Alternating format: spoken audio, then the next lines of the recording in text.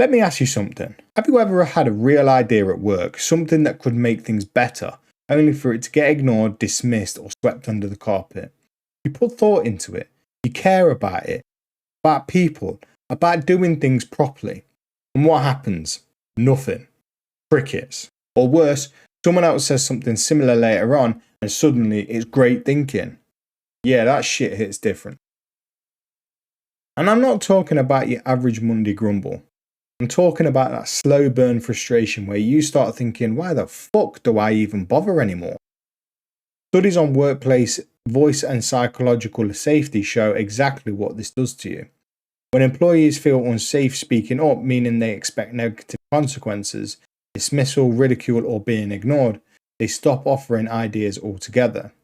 Their engagement drops, their confidence dips, their motivation shrinks, not because they're lazy, but because the environment has trained them to be quiet. This isn't theory, this is documented in organizational behavior research. People who feel unheard become disenchanted and less invested over time. Their innovative instincts get buried, their energy goes into coping and not contributing. That's not laziness, that's just survival.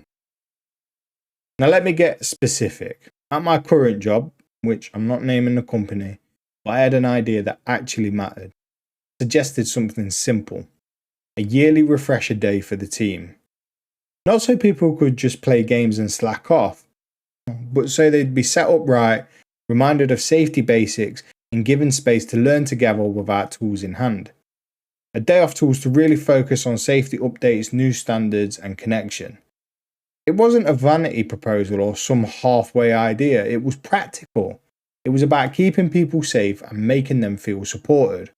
But when I brought it up, it was dismissed, shrugged off, not even a conversation, no engagement, no tell me more, just nothing. No feedback, no refinement, just silence. And that silence isn't neutral. It tells you your voice doesn't matter here. And here's the part that sticks with people. When your idea gets shot down without engagement, you don't just feel unheard, you start to question yourself.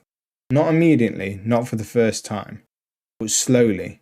After a pattern of dismissal, you begin to think, maybe my ideas aren't really good. Maybe I'm annoying, maybe I'm overthinking, maybe this place doesn't actually want improvement. You feel invisible even when you're right there breathing.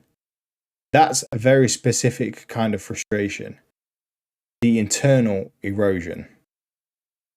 There's research behind these feelings too. Workplace studies on voice and silence show that when employees think they'll be ignored or judged for speaking up, they offer fewer ideas, they withhold useful input, their job satisfaction drops, and their identity at work shrinks. This isn't bad faith.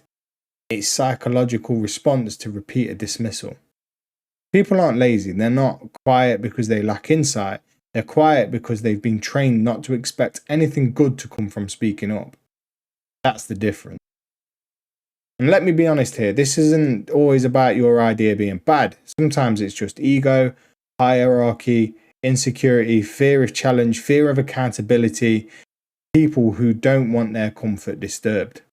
Some leaders aspire to growth, some just want compliance. And if you speak up in a room full of compliance seekers, your voice is noise, your ideas are friction, and friction is inconvenient. Not wrong, just inconvenient. If you keep offering up ideas into rooms that don't value them, your brain does something predictable. It just stops trying.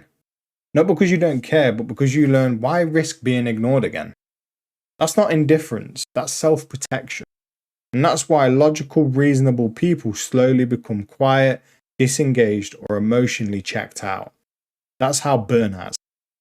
Not in a burst, but in a slow fade. So what can you do?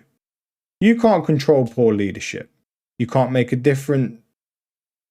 others value what you offer.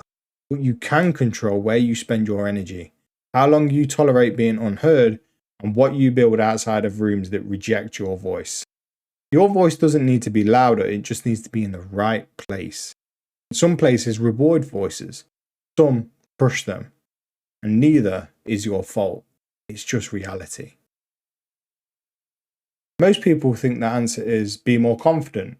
No, the answer is be in a place that rewards voice. because confidence without traction becomes frustration, but voice with traction becomes influence. That's the difference.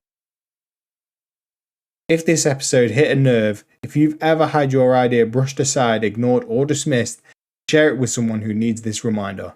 You're not invisible, you're not overthinking it, it's just a room you're in. New episodes drop every Monday at 7 a.m, so make sure you follow the podcast and stay locked in. Stay safe, take care, and I'll see you in the next one.